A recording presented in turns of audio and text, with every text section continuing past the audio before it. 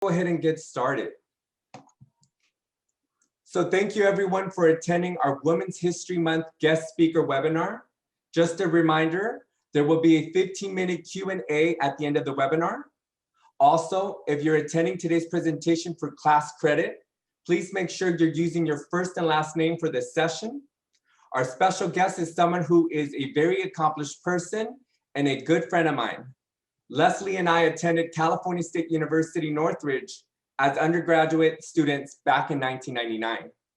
One of my favorite memories from undergraduate school is Leslie and I taking a course titled Geography of California. I remember having study sessions and Leslie playing music by an R&B duo by the name of Floetry and listening to artists like Jill Scott, Erykah Badu, and Bob Marley. Leslie has been in the industry of media for over 20 years, working alongside heavyweights such as Warner Brothers Studios and Telepictures until she made her own media company, Real Stories Creative. Our guest speaker is an accomplished writer, television producer, voiceover actress, and video editor, and now an author with her new book, Poom Poom Rock, There's No Place Like Homo. I am proud to introduce to you my friend, my sister, Leslie Ann Frye-Thomas. Thank you. And let me go ahead and give you host rights. All right. Okay, I've got him. And you can mute me, Leslie, my image. Let's see. Okay. Hi, everybody. Welcome, welcome, welcome, welcome. Thank you so much for Zooming in. I truly appreciate it. And I am just really happy to be here. So as Jose said, he and I go back really, really far. We were students together. We studied at Cal State Northridge together. We studied hard, we partied hard, but the one thing about Jose that I'll always remember is his dedication to his students. Jose has always been a teacher, whether it was flag guard or dancing, whatever it was, he was always teaching young students. He was always passionate about that. So I'm just so proud to see Jose really turn that passion into a purpose-driven career. So that is a little bit of what I want to talk to you about today. So I'm going to start by sharing my screen.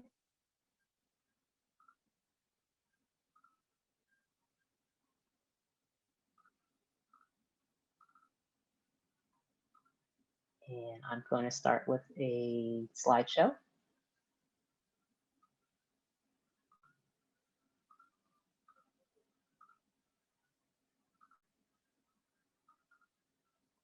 So basically, I'm going to talk to you about 10 tips I picked up on the road to becoming a self-published author. And the name of the book is Poom Poom Rock, There's No Place Like Homo. So I'm going to talk to you about the 10 tips I picked up on the road to becoming self-published. Before I get into all of that, let me just start by thanking Marymount, California University for having me. It really is an honor. And how awesome is it to close out Women's History Month by making some history of my own. So just let me start off by thanking Marymount and let's get into it. So as I said, we're going to talk about the 10 tips I picked up on the road to becoming self-published. And even if you're not a writer, honestly, no matter what career path you choose, there should be something that you should be able to apply to you in this presentation. So as Jose said, I worked for Warner Brothers for 8 years. And I was really fortunate enough to get that job right out of college. Now, I started at the bottom. I started as what's known as a production associate. That's the person that does the filing, the faxing, they get the copies, they do all the grunt work, do a lot of driving. I spent many hours behind the wheel, just kind of getting tapes and traveling and just getting it together, doing what I had to do to get the job done. So I started at the bottom and I kind of climbed that corporate ladder over a series of 8 years and actually worked my way all the way up to a writer producer. I was working in the creative services department and I worked on a lot of shows that you've probably heard of. I worked on Extra, Tyra Banks, TMZ, People's Court, Judge Mathis. I worked on Ellen DeGeneres and I even won an Emmy for my time there. So that's definitely a career highlight of mine. At the end of that 8 years of working with Warner Brothers, there began to be rumors. The rumors started to spread that layoffs would begin to happen, and eventually they did start to happen. The rumor was that they were coming to the creative service department. And it was actually, I can remember the day I got laid off. It's kind of like out of a movie. You can picture a long, narrow hallway with offices on either side. And just imagine the phone rings and you get up and you walk down the hall to the end of the conference room. You pick up your termination letter, and that's pretty much it. So I actually watched that happen. I watched people get up and walk down to the hall, get their termination letter. I watched that happen several times. My office was down at the end. Eventually, I got my call, and I too had to take that walk down the long corridor to pick up my termination letter. So after 8 years, I was terminated from Warner Brothers, along with a bunch of other people. Most of the work was outsourced. You know, it's always a money thing. So I was lost my job. I was laid off. I was given 30 days to kind of tie up loose ends, and I used that time to obviously pound the pavement. I got my resume together. I started applying for jobs, and I figured I had some time on my hands, so I booked a trip. I got with a girlfriend of mine, and we booked a trip to London, and we ended up bouncing around between London and Morocco and Amsterdam. It was awesome. I loved it. We spent, I guess, 2 weeks there just kind of bouncing around. And I was really off the grid, but there was a little part of me in the back of my head saying, okay, well, you can't stay here forever. So periodically I would check my email because I had applied for a bunch of jobs, and I didn't, and no one really was reaching out to me. But one day I did check my email towards the end of the trip, and lo and behold, I had an invitation to interview for a job that I hadn't even applied for. Awesome, right? So I responded to the company, and they were actually located in Miami. And as it turns out, when Warner Brothers was outsourcing various jobs and laying folks off, they outsourced my old job to Miami, Florida. So I got the call to interview. I flew out there and was pretty much offered the job immediately. They offered it to me because the producer that was doing the job, the local Florida producer, just wasn't kind of up to par. And I'd been doing it for a couple of years, so it was an easy fix. So I was able to slide in to this local company, and I also got a 20K salary increase. So it didn't take much. It wasn't, they didn't have to twist my arm to get me out here. I moved to Florida. I moved to Florida back in 2009. So at that point, I took all my acquired skills, got on a plane, and headed to the 305, headed to Miami. I'd had worked for Warner Brothers for 8 years, and during that time, I'd learned to manage teams. I'd learned to write promos. I'd learned to coordinate various assets of production. I'd won an Emmy. I was feeling pretty good about myself. They gave me a fat raise. So, I got on a plane and I headed to Miami. Got to Miami Beach, working for this local production company, and I continued my work as a writer producer. As I said, I was working on the People's Court, so I continued that work. But what was good about this opportunity was being in Miami, I had the opportunity to work on sets. I hadn't really experienced much of that in Los Angeles, so I was working on sets. I was directing voiceover talent. I was scouting talent. I learned to edit video. I even became a voiceover artist. So on the surface, things look really great. It was 4 years of living the dream. I got a lot of my friends on this call right now. You guys know I had a nice condo on the beach in South Beach. Life was good. It was fun. I was making good money. But I started looking around at my colleagues, and I noticed I wasn't getting the same opportunities as the other producers. So in this industry, you're really only as good as your reel. So here my reel was with a bunch of People's Court promos on it. And I would look at my colleagues, the people sitting to the left and the right, and they were writing, promos for HBO and just huge networks. And I was not getting the opportunities. And I even spoke to upper management and told them, I would really like these opportunities. I really want to be challenged. And I can remember colleagues and friends saying, are you crazy? Who asked for more work? Well, I'm the crazy chick that asked for more work because I'm the one that studied screenwriting. I went into this crazy field to produce. So I just pushed and pushed, and was not given opportunities at that position. So I was really feeling unfulfilled, uninspired, and really unseen.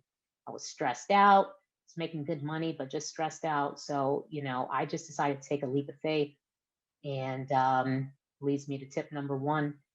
Don't just find your passion. You guys really need to follow it. So I ended up taking my own advice and I followed my passion right out the door. I I left. I quit.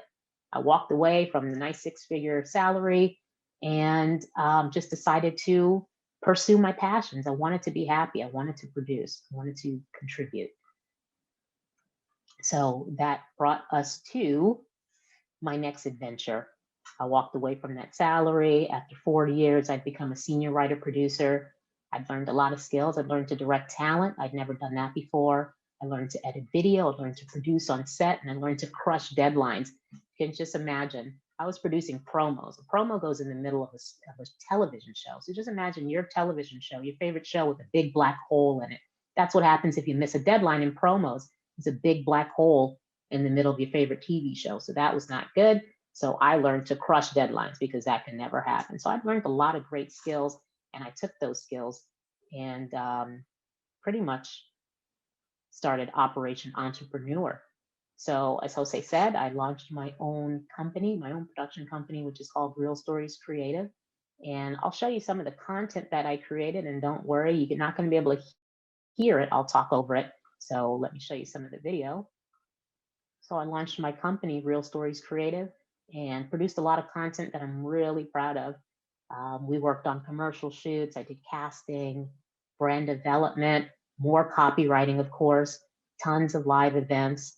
And I really began to harness my skills of pitching and networking. I was kind of shy, so I got out of that comfort zone, started going to various networkers and mixing events. And honestly, what was happening was I found out that being an entrepreneur is super challenging, super challenging. A lot of people weren't hiring, and I had a lot of downtime. I was looking for work, and I just wasn't finding it. I was just trying to make it happen. So it was really a slow process. So with that downtime, and believe me, there was a lot of it.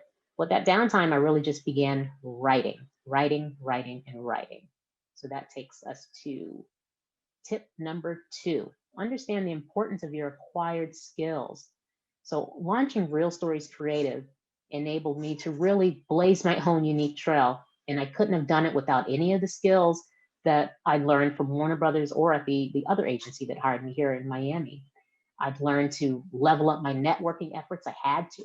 I'd learned to prospect because I had to. I had to find that work. And work was slow and go, very slow and go. I'm talking 4:05 on Friday afternoon, slow, very slow. It's enough to really get in your head and make you doubt yourself. But I continue to push. I continue to write, and I like to call it YouTube University. I enrolled in YouTube University, which is basically go to YouTube and learn. I was a big proponent of learning from YouTube because it's free. It's free, and people just post, and you can really learn a lot. So what I was learning was video editing because I knew I would need to create content. I knew I would need to edit it, and I knew I didn't have any money to hire anyone to do it, so I needed to do it for myself. So I would really just be on YouTube hard. So I was either writing or just trying to figure it out by myself. This brings us to tip number three. No matter what skill path you choose or career path you choose, you must commit yourself to being a lifelong learner. And that's what I did. I just committed to learning. So in addition to YouTube University, I enrolled in writers boot camps. I took seminars, attended lectures. I can't tell you how many editors' shoulders I peered over their shoulders, just asking them how to get it done. I just kind of swallowed my pride and just became a student all over again. Brings us to tip number four. Stay positive. Got to remember to stay positive, especially when challenged. So let's think about this. I was fired, right? I was laid off from this awesome job at Warner Brothers, right? With a bunch of my friends, a bunch of really good colleagues. But in being laid off, I was, moved to Florida for a job that I didn't even apply for. The phone just rang. I randomly got an email So I went from being fired to being hired to being, making 20K more money and living in a condo on South Beach. It was great. It was a beautiful thing. And this all happened because I was laid off. So you just really never know. So in addition to getting this great job and living in this awesome, fun city, I met and fell in love with the love of my life, my wife. I would not have met her if I was still in California. So you just never know when you will turn the corner. So I just encourage everyone to just stay positive because you never know. You just keep pushing. Takes me to step 5, calendarize, right? So I told you I had a lot of downtime, right? Slow and go, very slow. So I was writing and writing and writing. And the importance of the calendar was so important to me because it's one thing to say, oh, I'm gonna do this and I'm gonna do that. And it's another thing to actually write it down. So here's just a screen grab. It's not important what it says. I'll just tell you. It's from my social media calendar for December 2020. So just this past December, this is what my calendar looked like. And all these things that are scratched out are content that I was uploading to my social media. So I made a grid. I decided when I wanted what to go, when I wanted to go, what I wanted to go, and just kind of scratched it out. And I can't tell you, there's nothing like scratching something off your to-do list. Like that's just the most satisfying thing to me. So it's super important to set goals, set milestones, give yourself due dates, hold yourself accountable. I'm telling you, it can't just be in your head. You got to write it down if you want to get it done, no matter what industry you're in. You have to have a plan in place. This takes us to tip number 6, creating space. You have to create a space. So for me, the productive place that I found to work was the library. I know many of you are zooming in from the library right now. That was also my haven. I live in Hollywood, Florida. So I would go to the Hollywood Library and I'd be the first one to show up. I had my own little cubby. I would sit in the same spot, which was very close to the exit doors because it's a lot of interesting characters that show up at the library during the day, is what I learned. So I would spend, hours upon hours just working at the library quietly because I already knew if I was home, I would be distracted. I got family, I got Facebook and Instagram, so I knew I needed a dedicated space. So so for me, that was the library. So I encourage you, when you want to be productive, find that place that's really going to be, accommodating to you. Takes me to tip number 7, investing in yourself. So as I said, I had a lot of downtime. And with that downtime, I used it to write Poom Poom Rock, right? To write and rewrite and write Poom Poom Rock.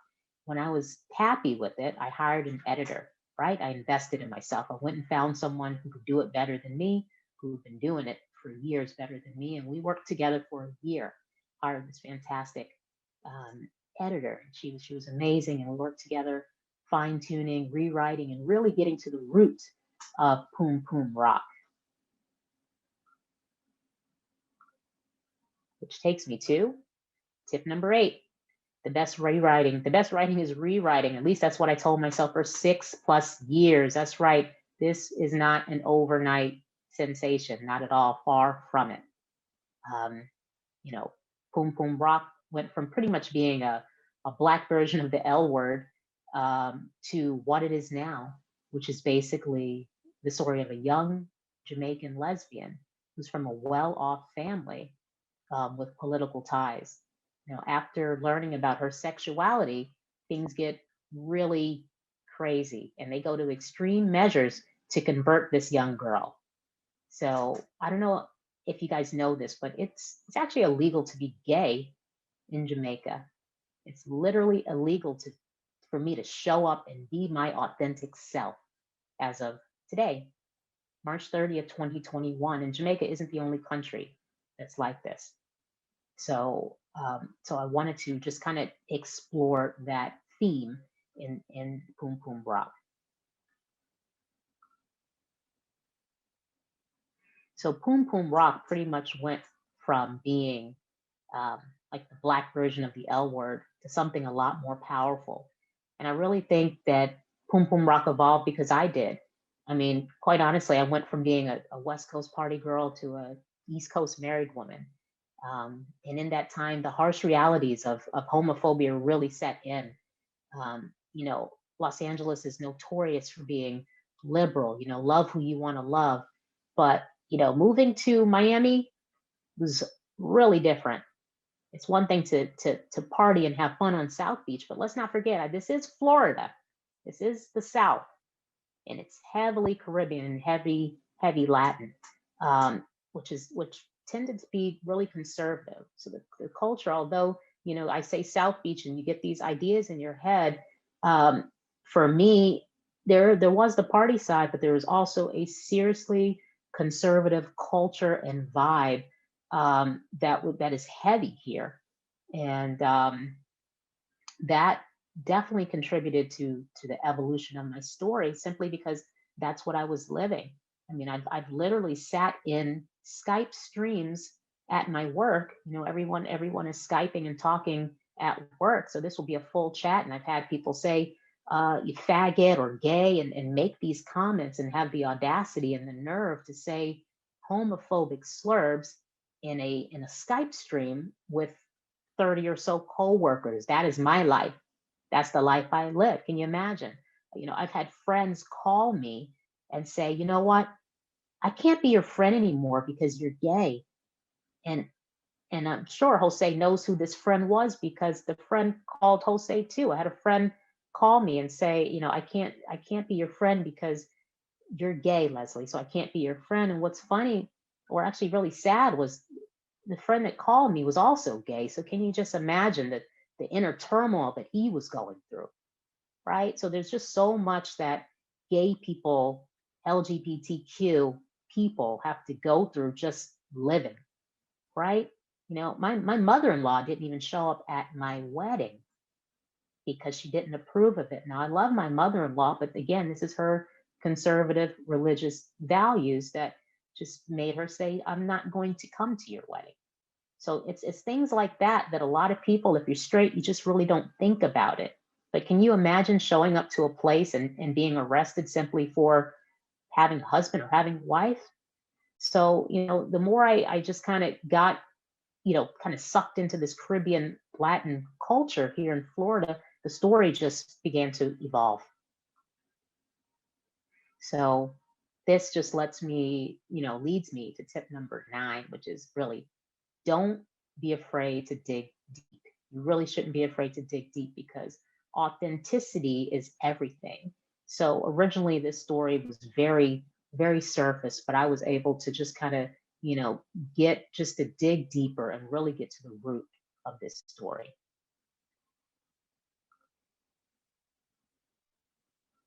So this takes us to title exploration. So you're probably wondering, what is Poom Poom Rock? Is anybody wondering what Poom Poom Rock is? I don't know. I can't see your faces, but I'm sure some of you must be wondering what Poom Poom Rock is. So Poom Poom Rock is actually a real life place. It's a massive landform. It's in Jamaica. It is just outside of Kingston, and it looks like a vagina, as you could see. It looks a lot like a vagina. So I've actually traveled to this place just on vacation. I didn't know it was there, but just in passing, I saw this place. My wife and I traveled to this place, and I'm thinking, what better title for a book with a lesbian lead than Poom Poom Rock? And let me just tell you, Poom Poom is Jamaican slang for vagina, in case someone doesn't know that. So Poom Poom means vagina. The rock looks like a vagina. I thought that was awesome. So I got a laugh out of that. But I knew I wanted to get deeper. I needed a subhead, right? Because Poom Poom Rock is good. It sounds strong, but I wanted a subhead. And I knew that I wanted that subhead to encapsulate our struggle and our story as LGBT people. So that led me to Poom Poom Rock, There's No Place Like Homo. So obviously this is a play on words, which is taken from The Wizard of Oz. There's no place like home. But, you know, I flipped it. There's no place like homo, simply because there really is nothing that's quite like this. There's nothing like being a homosexual, because where else can you go where It's illegal to just exist. It's illegal for me to just exist in so many countries throughout the Caribbean, throughout in Europe. It's illegal for me to just show up. There's nothing like that. And no matter if you're gay and black or gay and white or whatever it is, this is something as a gay person that you can relate to. So I feel like, I've been disowned by family and friends, or many of us have been disowned by family and friends. We've been discriminated against, we've been disrespected, we've been beaten, we've been bullied, we've been murdered. The struggle is real.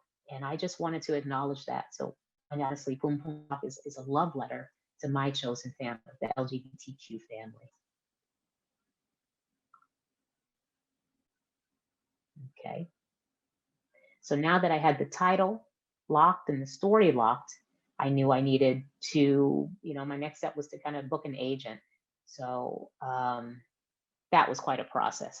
Everyone's heard of agents. They're supposed to hook you up these great big deals. So I said, great, let me find an agent. I got this book. I think the title's cool. I think the story's authentic and deep. So I went out searching for an agent. And the process of that is pretty much writing what they call query letters. So I wrote a bunch of query letters to big agencies and small agencies. And this process lasted about 6 months. And during that time, I did get a few hits, but no agent was willing to take me up on the project right there and then. So I really had two choices. I'd already been writing for 6 years, right? So I had two choices. I could either keep pushing or self-publish. I decided to self-publish. And I knew that selling books, especially as a first-time author with no representation, would be tough. So I got my plan together, right? I knew I needed a strategy. I knew I needed to market the product, right? So self-promotion, it really is scary, but that's okay. So that's the phase that I went into, was self-promotion. So I said, how can I promote this book? Nobody knows me. Who is Leslie Ann Frye-Thomas? Who knows me? Nobody knows me. So how can I promote it? So I decided to lift what I found to be the sexiest scenes or the most dramatic scenes, lift these scenes from the book, hire a bunch of actors to bring the story to life. Now, this all really goes back to what I've been doing my whole career, right? Because that's what I've been doing. I've worked in marketing and creative services. I figured if I can promote Ellen DeGeneres, Steve Harvey, TMZ, if I can promote all of these entities, I can take those same skills and promote myself. So that's what I did. I used the skills that I learned working for these big agencies and promoted myself. Leads me to my 10th point here. Don't be afraid to do it yourself. Just imagine if I was still waiting for these agents to get back to me, I would still be waiting. And then we would roll into a pandemic and I wouldn't be able to shoot and get all these actors. Like, the time is now. We cannot wait, because you just never knew. Who knew that there was going to be a pandemic? So you just never know. So I decided, let me just do it for myself. I've never done it before, but let me just go ahead and see if I can make it happen. So that's what we did. So I am going to read an excerpt from what's called Dear God, the chapter Dear God. And the log line for this chapter is, when reasoning doesn't work, Cassia opts for condemning Nate straight to hell. So Nate is our lead character. And as I mentioned, she's a lesbian, she's a teenager, and Cassia is her mother. Her mother is extremely homophobic. So I'm going to encourage you to close your eyes and snuggle in, and we'll read you a little story.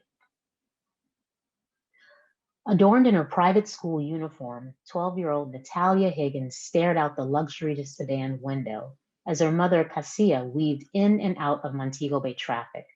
Just because they say I like girls doesn't make it so. The preteen spoke with a sweet Caribbean twang that interrupted the car ride's deafening silence. Have you seen yourself? Cassia scoffed.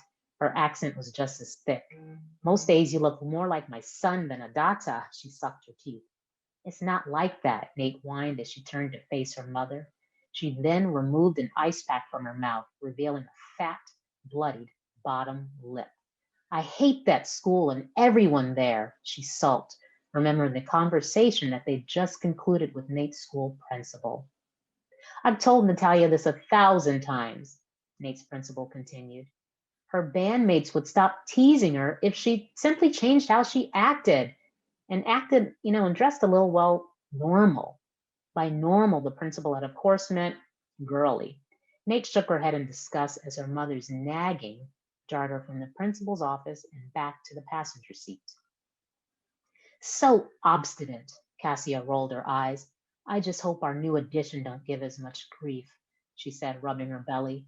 You couldn't tell it by looking at her, but the woman was 3 months pregnant. Sometimes I feel like some duppy done cursed me. It took no less than 3 miscarriages, but Cassia finally got pregnant with Nate. After years of high-priced fertility treatments and trying the old-fashioned way, Cassia was again with child. You will be my saving grace, she said, rubbing her belly. Nate stared at her mother's burgeoning baby bump as Cassia accelerated and made a hard right turn. Your father and I hand everything to you on a silver platter. You choose to repay us by being a laughingstock?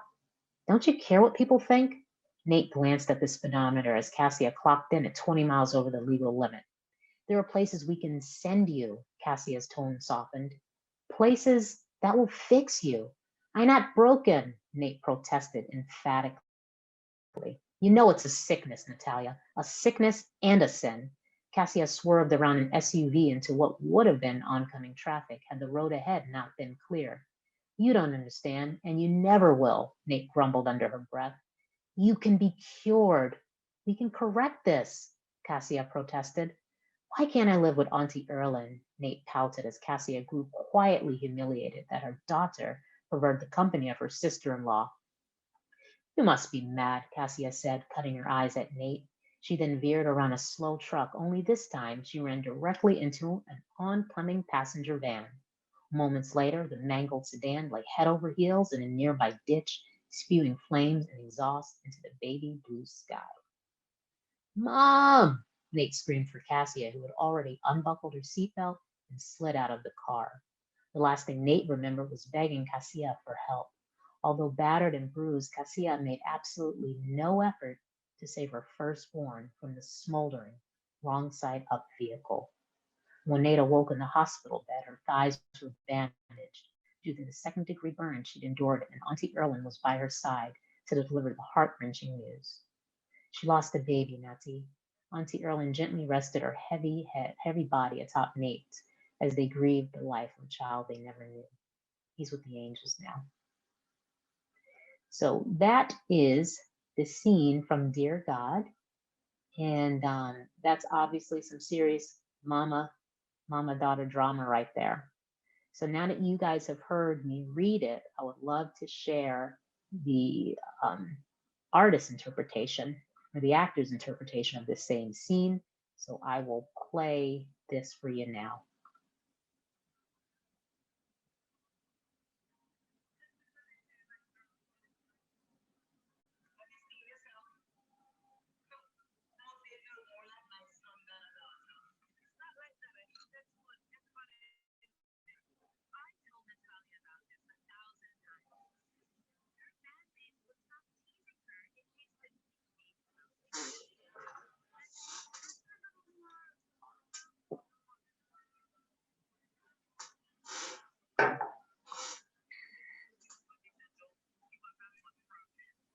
Leslie?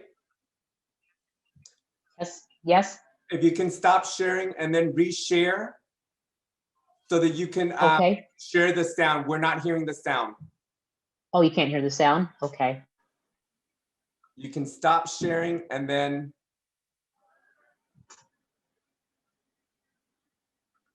if you go to the green share sound or share screen, there should be an option there for you to share the sound. Okay. And then you can reshare your screen.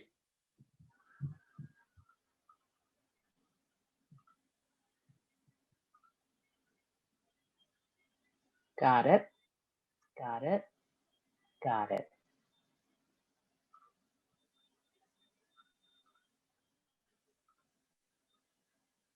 Okay. Just because they say I like girls doesn't mean it's true. Have you seen yourself? Huh. Most days you look more like my son than a daughter. It's not like that. I hate that school and everybody there. I've told Natalia about this 1,000 times. Her bandmates would stop teasing her if she simply changed how she dressed and acted a little more, well, normal. So obstinate. I just hope this new edition don't give us as much problem. Sometimes I just feel like some dumpy don't curse me. You will be my saving grace. Don't you care what people think? There are places that we can send you. Places that will fix you. I'm not broken. You know it's a curse, Natalia. A curse and a sin. You don't understand. You never will. You can be cured. We can correct this. Why can't I live with Auntie Erlene? You must be mad. Mom! I'm safe. I'm breathing. I got this. I'm safe. I'm breathing. I got this. I'm safe. I'm breathing. I got this.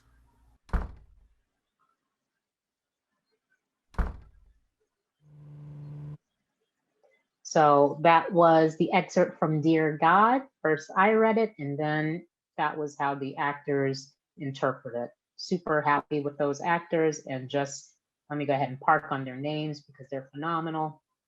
And I hope they're on this call right now. Leslie, also Very can you swap your screen? Stop the screen. Swap your screen. We're seeing your notes. Okay.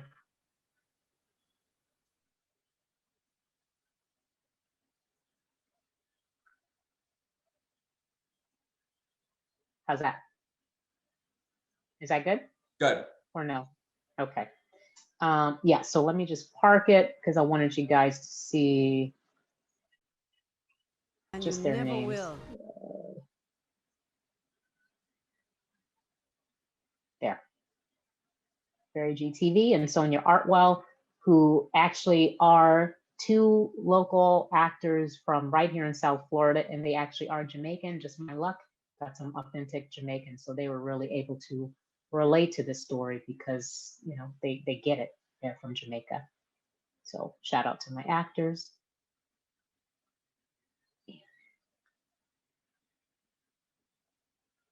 Okay. I'm going to stop sharing for 1 second.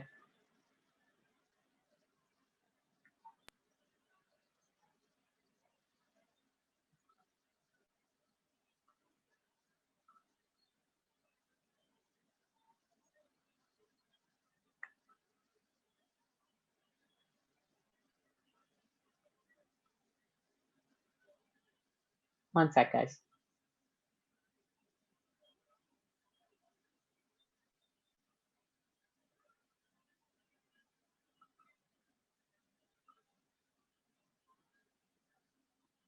You can be.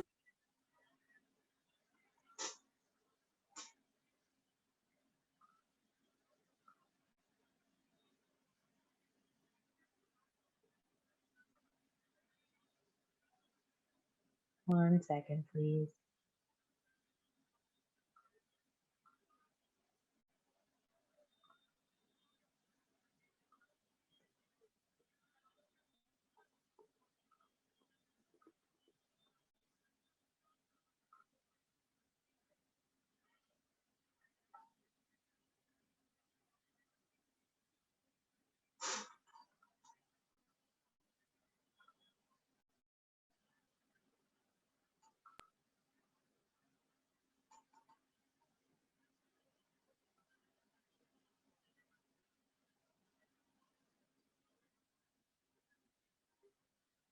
Hold, please. Leslie, do you need support? I think I am here. Can you see it? We're seeing all of your slides at the moment. Might need support. Okay, share your screen again.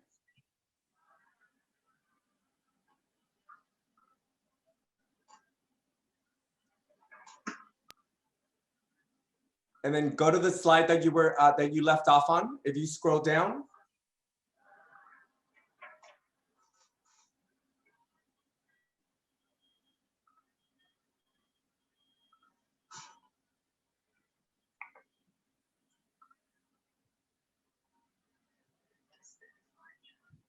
Okay, we're seeing expert number 2, Dear God. Okay.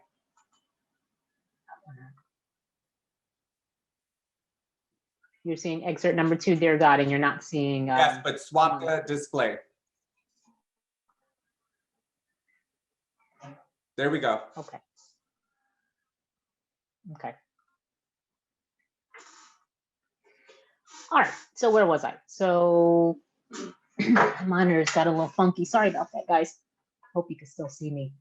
So basically, that was the artist's interpretation of the content that I'd written. I think they did a phenomenal job with it. And as I said, both of these actors are actually Jamaican. So everything that I was telling, they get it because they're actually from the island.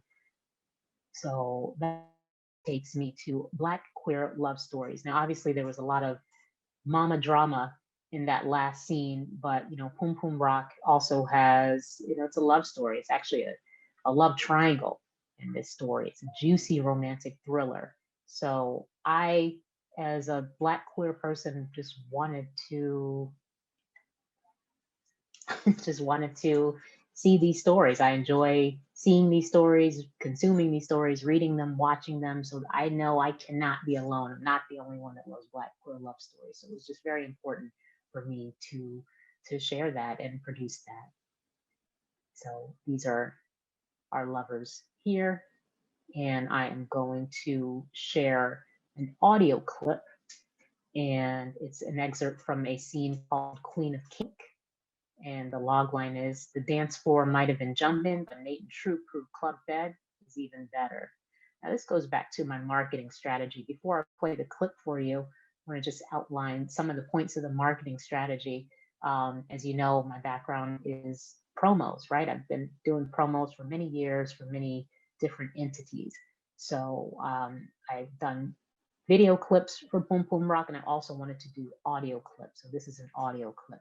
So once again, I invite you to snuggle up, close your eyes, and just enjoy this story time. Wait a minute, 1 second.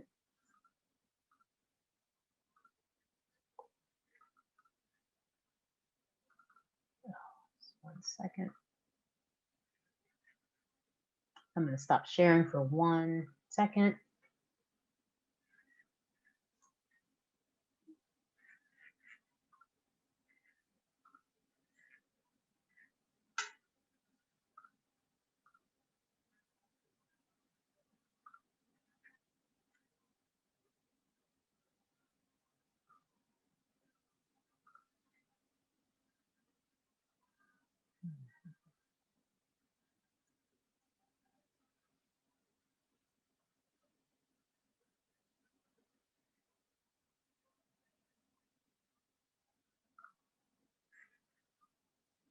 Having a slight issue with my audio clip. Just give me 1 second, please.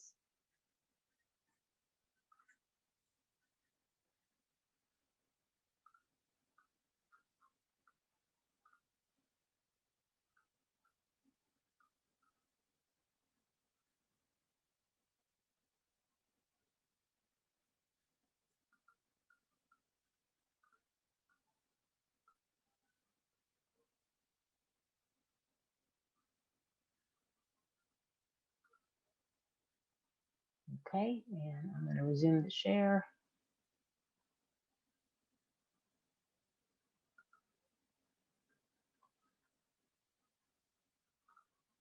Okay, can y'all see that, Jose?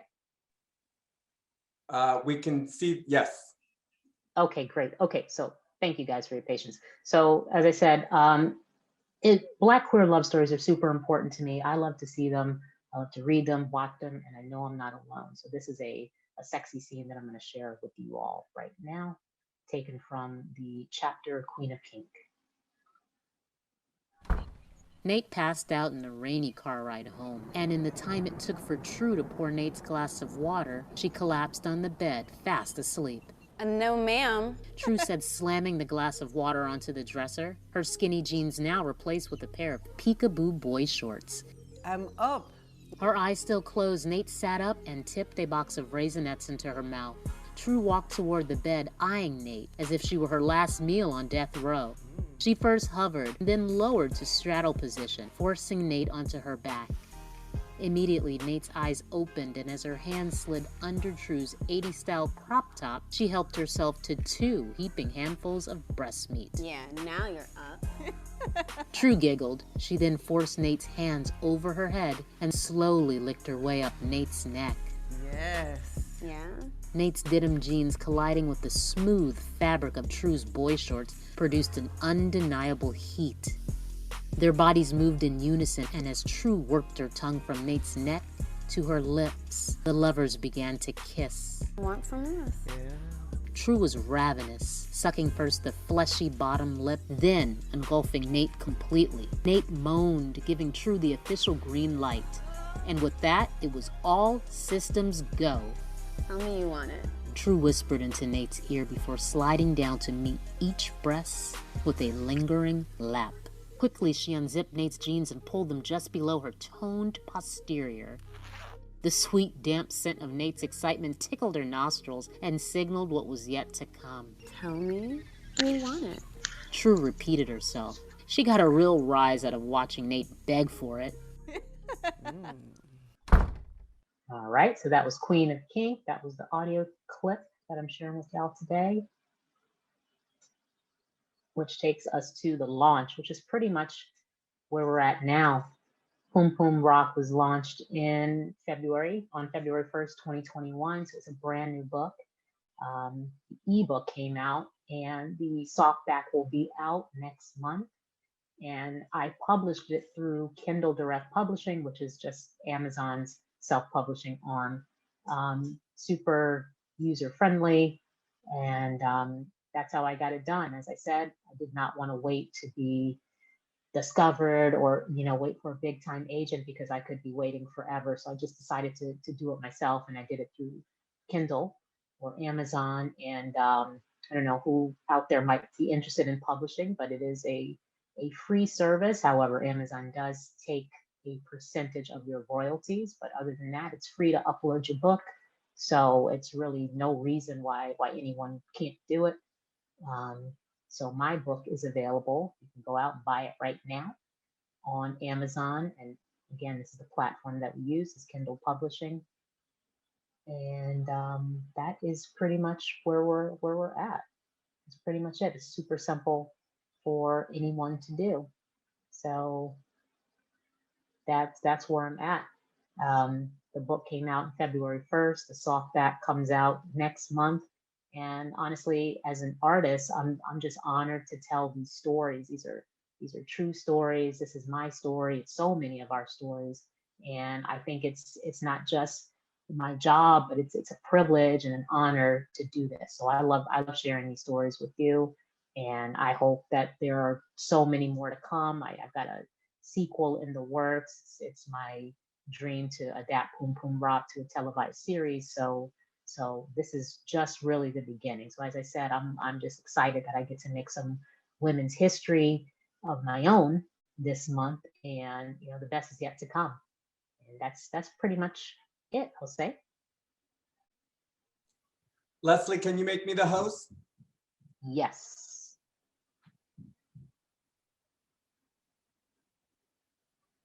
Let's see. And mute. I'm going to stop sharing here. Let's see. Can we, there it is. Okay. Can you stop sharing for a second? There we are. Yes. I'm going to try to, and you cannot be the host. Has stopped. Let's see. I'm still not the host. You're still not the host? Okay. It should be under panelists.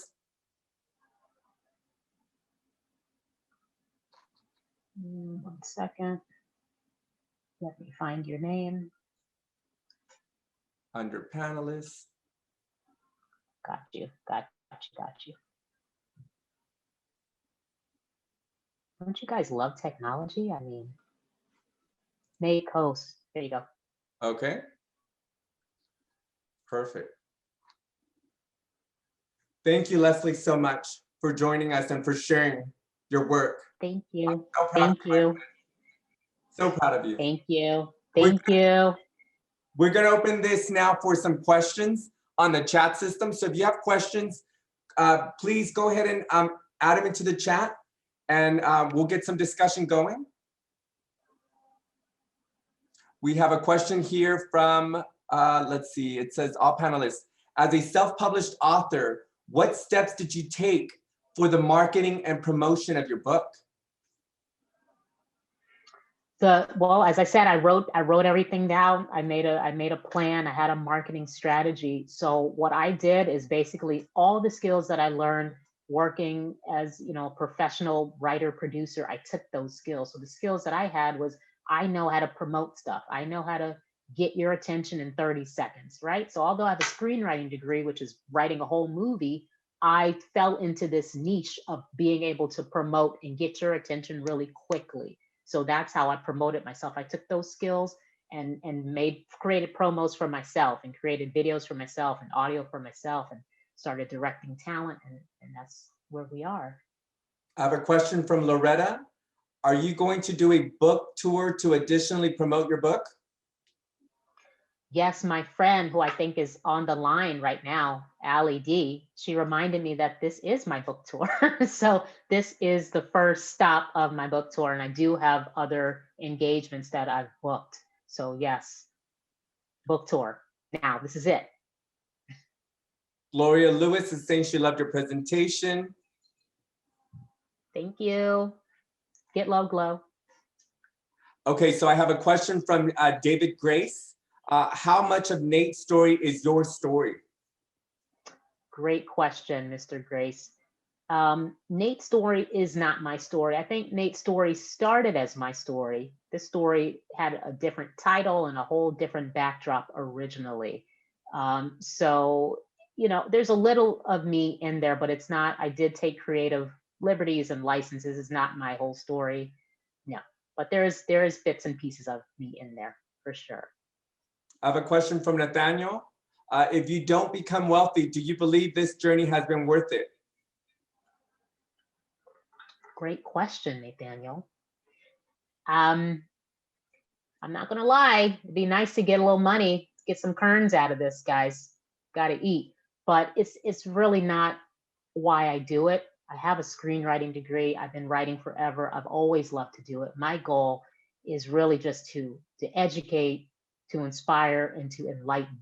It's really a blessing to know what your gift is. I know that's my talent. Jose, you know, I've helped you write some papers back in the day. Now I need you to write the papers for me.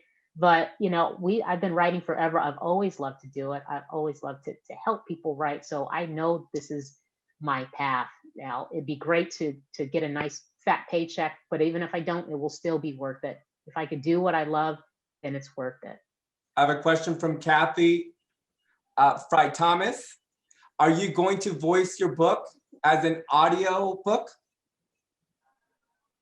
I would love to. I would love to. That is my goal. It took a really long time to get this far, and I didn't want to wait that much longer to get it out. But yes, that is my goal, to voice all of it. You can see we voiced some of it, but I would like to voice the whole thing for sure. Totally. I have a question from Allison. What does the future hold for you? And do you have plans to write another book? Yes, I do have plans to write a sequel. I have tons of stories that I would love to produce. So the future for me, hopefully, is just about, you know, entertaining people and educating them at the same time. That is my goal. So I'm working on the sequel, and the goal is to have Poom Poom Rock adapted to a televised series, and hopefully it'll be living on Netflix or Hulu in a short time. That is the goal. A question from Kala. I love this. Thank you for being here, Leslie.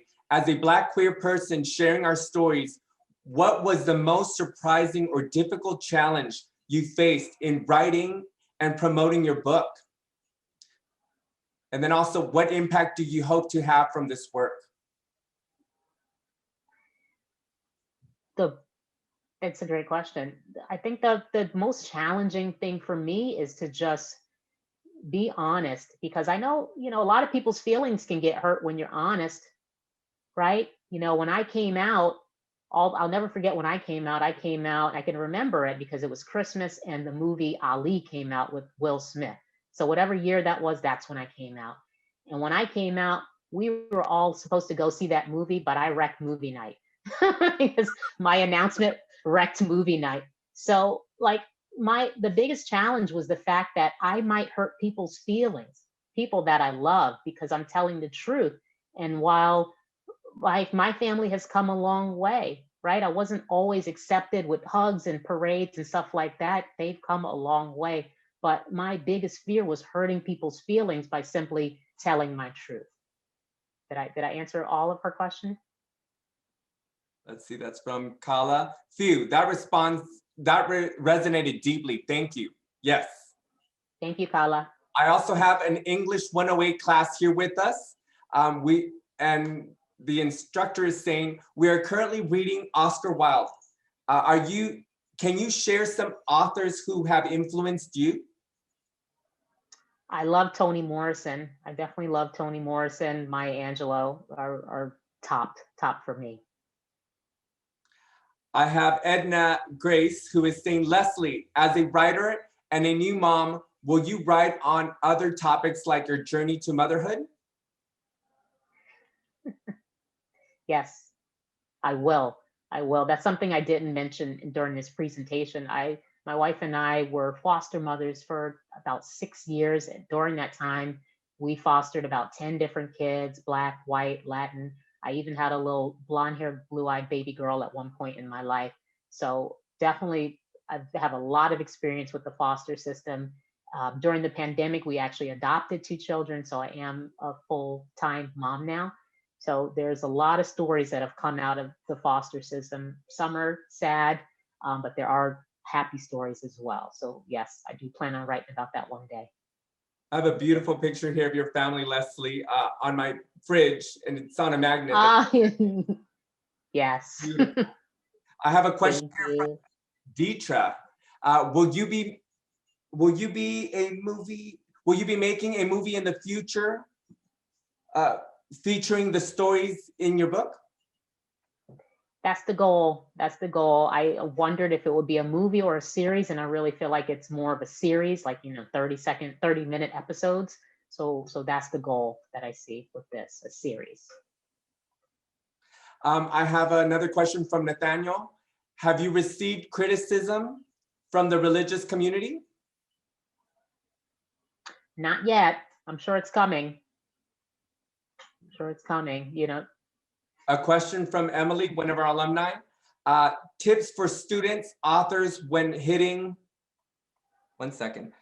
Tips for students, authors when hitting a roadblock in their own writing. Roadblock in writing, my tip would be, sometimes you just need to walk away from it. Sometimes you need to walk away and just have a reset. So if you're staring at a blank screen, you might want to just go get some air. Don't stare at the blank screen, walk away. And also one of my tips was find a place. I knew, being a foster mom with infants and a wife and distractions, I knew I couldn't work here. So I found that place. The library was free and it was easy and it was right there. So that's another tip for me. It was really important to just have a dedicated place to work. I have another question here from Paula. Paula Grace, will you make more money doing promotions or selling your books? Will I make more money as a promo writer or an author? Will you make more money doing promotions or selling your books? Sounds more like...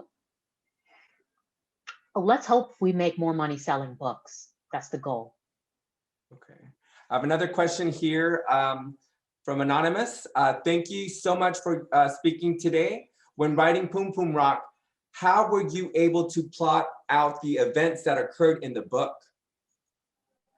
Were you more focused on planning out the chapters, writing out the story until you feel that it's finished, or a combination of both? Well, I actually wrote this book and it was very different than it is right now. And then I got with an editor and she pretty much ripped that book apart and we made an outline, which is something that I didn't do. So that was kind of the first thing, is we did an outline and really decided how we wanted the book to end and kind of backed our way into it. So the first step was really writing an outline so that I can know where I want to build. And because I'm not from Jamaica, I did a lot of research, did a ton of research. I've got a good girlfriend that lives there. So I've got like Jamaican dialect that she confirmed. She's like, yes, this is good. Change this, change that. So just like I wanted to be as authentic as I could and tell this story. Let's see, whoa. I have a comment from one of our professors, Carlos. E. Lynn Harris was important to me in my own coming out journey. I echo your points of having Black queer voices behind the lens. Thank you. Thank you. A question from George. Why do you think religious will criticize? Well, as I said, you know, my mother-in-law didn't come to my wedding. My mother-in-law did not show up at my wedding, and she didn't come to my wedding because she's a Christian. I can't tell you how that affected me. It hurt me, but just to see the effects on my wife, because she's so close to her mother. So I love my mother-in-law to death. So does my wife, but this is where she was. This is where she was, and we had to meet her where she was. And she's a Christian, and she felt she couldn't take any parts of it. So if she's got a problem with it, I'm sure there are other Christians that will have a problem with it. But as of now, that's the closest that I've came with it, and it was really hard to deal with it. You know, Leslie, Marymount is a Catholic university, and we accept people from all backgrounds. So thank you, for sharing. Thank you. And, thank you. I appreciate that. I have Paula Avery here. Do you think you might try to return to the production world, to studio work, or do you think you will continue to work and write independently? I would love to collaborate. One of my favorites that are doing it right now is Lena Waithe. Lena Waithe is really crushing it right now. Issa Rae is doing phenomenal work. So these are ladies that I would love to work with. Ava DuVernay, they are all just doing great work. So I would love to collaborate, get in the studio and work with these phenomenal women. That's a goal. Any other questions that we might have for Leslie before we say our goodbyes?